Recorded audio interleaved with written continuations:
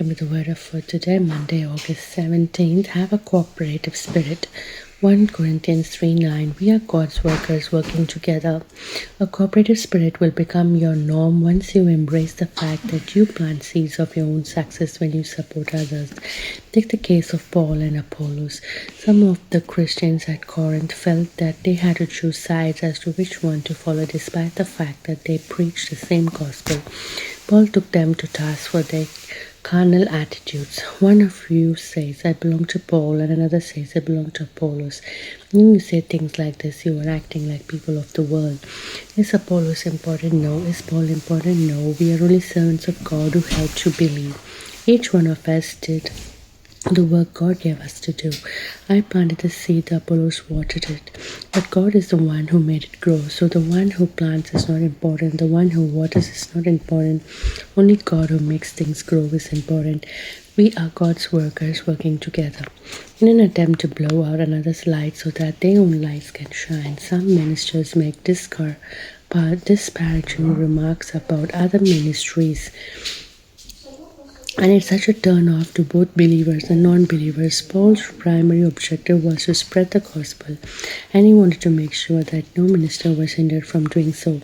In his letter to Titus, he encouraged believers to give Apollos their full support. Do everything you can to help Apollos. Such a request could emanate only from a secure heart. So the word for you today is have a cooperative spirit. And we have biblical references, Mark chapter 6, verses 30 to 44. Feeding the 5,000, and the apostles gathered to Jesus and told him all things, both what they had done and what they had taught. And he said to them, Come aside by yourselves to a deserted place and rest a while. For there were many coming and going, and they did not even have time to eat. So they departed to a deserted place in the boat by themselves.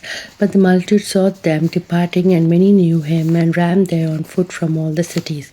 They arrived before them and came together to him. And Jesus, when he came out, saw a great multitude, and was moved with compassion for them, because they were like sheep not having a shepherd. So he began to teach them many things. When the day was now far spent, his disciples came to him and said, This is a deserted place, and already the hour is late.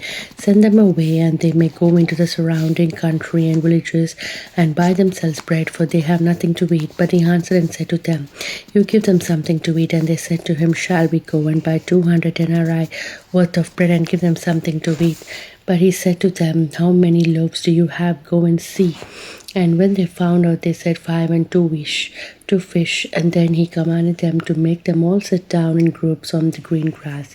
So they sat down in ranks, in hundreds and in 50s.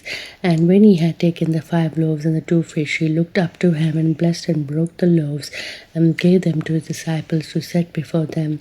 And the 2 fish he divided among them all. So they all ate and were filled, and they took up 12 baskets full of fragments and of the fish. Now those who had eaten the loaves were about 5,000 men. And we have Psalm 119, 81 to 88.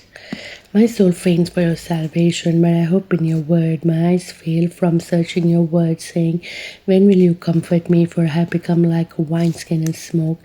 Yet I do not forget your statutes. How many are the days of your servants? When will you execute judgment on those who persecute me? The proud have dug pits for me, which is not according to your law.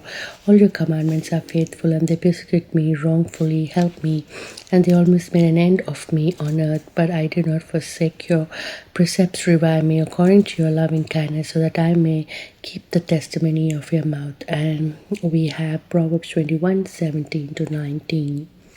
He who loves pleasure will be a poor man. He who loves wine and oil will not be rich. The wicked shall be a ransom for the righteous, and the unfaithful for the upright. Better to dwell in the wilderness than with a contentious and angry woman. So yes, let's have a cooperative spirit. Such as a request can emanate only from a secure heart. That is, do everything you can help each of the ministries. So yep, God bless you all, and see you tomorrow at the word of that day. Bye.